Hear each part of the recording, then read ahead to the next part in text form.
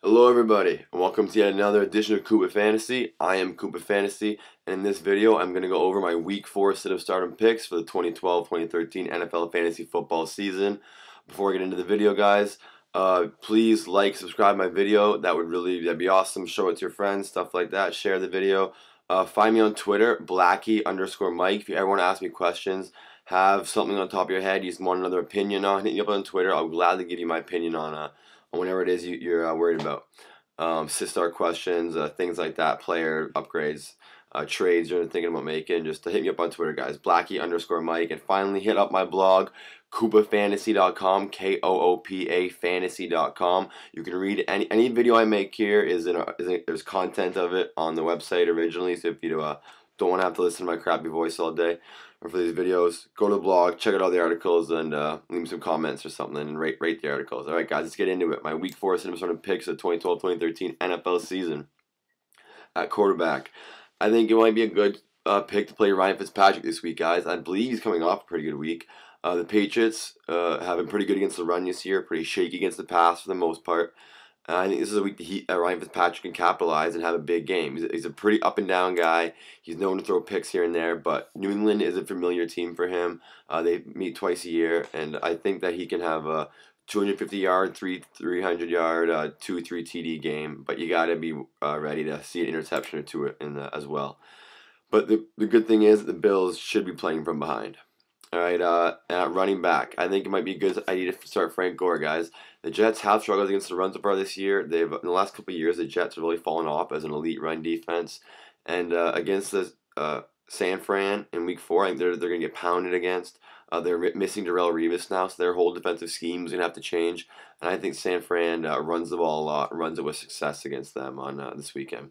And then Mike Short for Detroit. If you have this guy stashed in your bench, like I have in a couple seasons, then props to you. Because I think this guy's really going to pay dividends. 100 yards rushing on 26 carries and a TD in Week 3. Did it very quietly in that kind of a shootout game in Tennessee. So I expect the Lions to really use Mike Short and really balance their attack, because this guy's looking like a great player. And another running back, Cedric Benson. He's been a nice surprise for fantasy owners in 2012, and the Packers get Saints in Week 4, and the Saints are allowing so many rushing yards to everybody they play. So plug in Ced Benson if you need another running back this week. And then on to the wide receivers.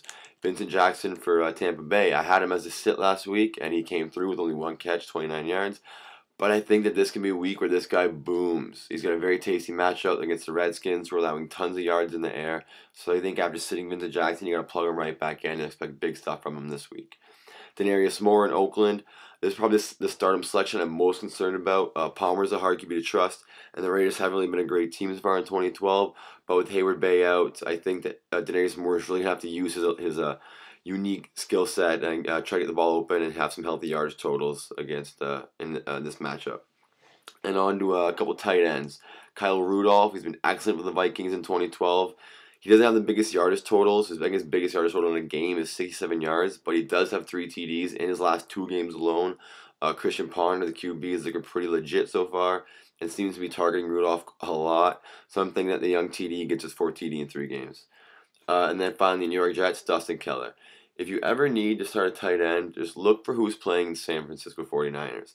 They have allowed so many touchdowns to tight ends already this year alone, and now they get Dustin Keller, pretty talented tight end from the Jets, who are probably playing from behind.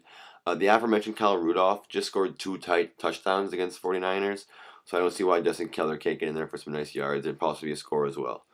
Alright guys, on to the sit-up picks of the week. Jay Cutler. I seriously hope you did not come into this season hoping Jay Cutler was going to be a quality starting quarterback for you. Through the first 3 weeks, he's been anything but. He's failed with over 200 yards in the last 2 games he's played in, and against the Cowboys, who have a great defense. I'm really not expecting anything from Jay Cutler. DeMarco Murray, I'm sticking with the Bears-Cowboys matchup. Murray is a stud that you might want to consider sitting this week. He's rushed for only 82 yards in his last 2 matchups. I don't like his chances this week against the Bears for 100 yards or a TD. Steven Jackson, he's slated to be back in the Rams lineup this week for against the Seahawks. The big news of Monday night was a touchception, but the Seahawks defense was impeccable in that game, and it's the main reason they even had a chance of winning that game besides the refs. And the RB position has seen tons of injuries, so you might be begging to get Steven Jackson back in your lineup. but I don't think this is the week to do that.